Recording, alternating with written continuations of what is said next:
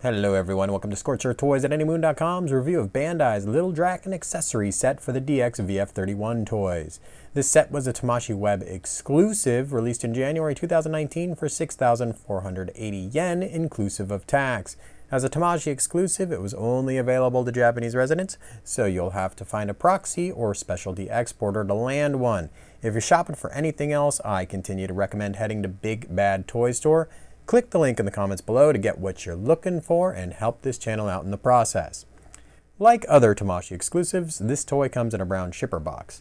Within, you'll find a two-tone box free of any frills like sturdy cardboard or a collector's lid.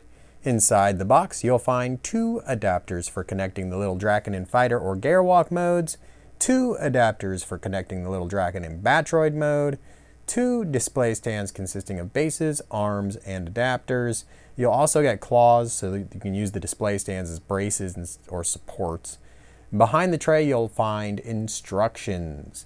Bandai's previous Lill Draken set was intended for use with the SV-262 toys and included a shield, sword, and missile pod, so this offering is decidedly more sparse. This is the Lill Draken. As you can see, it is dark blue, white trim, nice clear sensor pieces. Flipping the toy over, we do have some nice landing gear. You can close the front landing gear. Obviously, if they're integrated, you can open them. They do have hinges that kind of slide out so that they can sit nice and flush. The rear landing gear, there's a little trick to them. You do have to spin the wheel to stow it entirely inside. And when you do, it's going to look like this. Now you do have the ability to angle the wings up, and you're probably going to use that when you attach them to the VF-31. If you have a SV-262 Draken set, here is that Lill Draken. You can see there is a difference in the blue. It's a darker blue for the VF-31 Lill Drakens, a little bit lighter for the SV-262.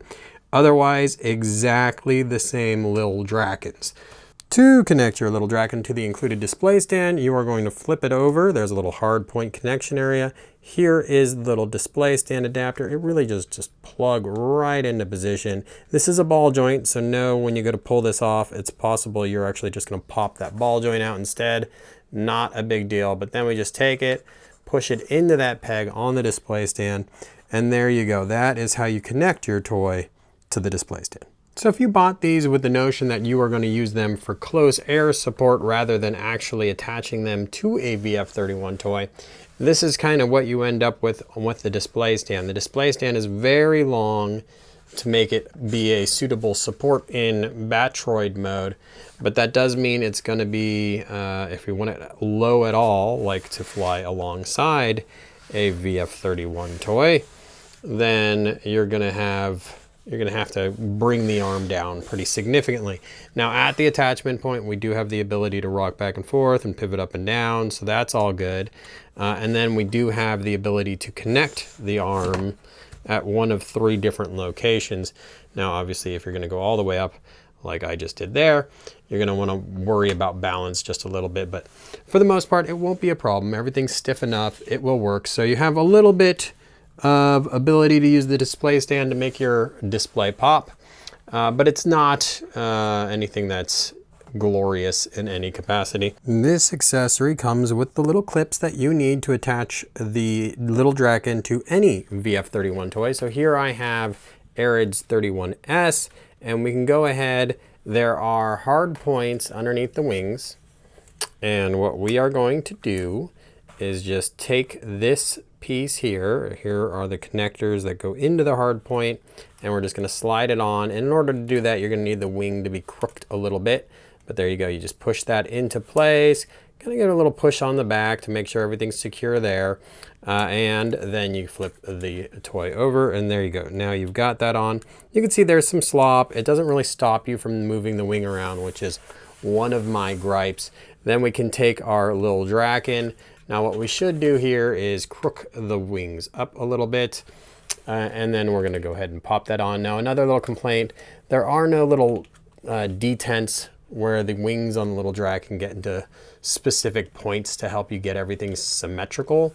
So that can be a little bit of an issue, but here you are, and you can see there is a tiny bit of clearance underneath the wings. You can also see I've got some symmetrical issues here, but so it can have the little Draken out with the landing gear out and the toy on the landing gear.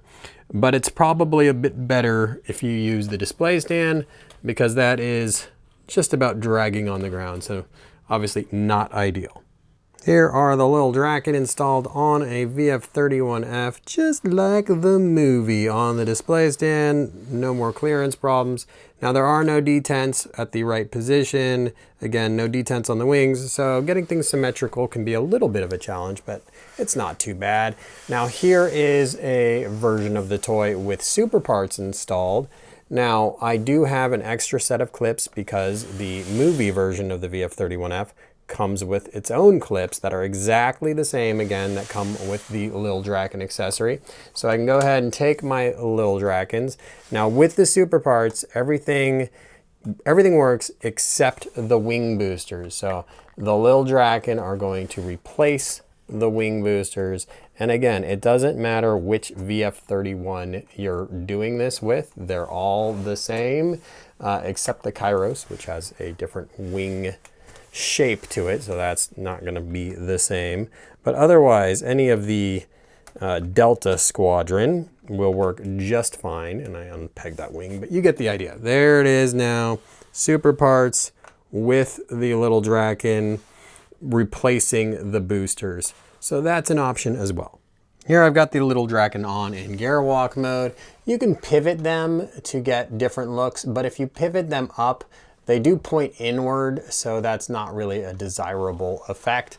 So here we go. We're using the exact same adapters that were used in fighter mode, the shorter adapter. And really they don't impinge on anything that you can really do with this toy.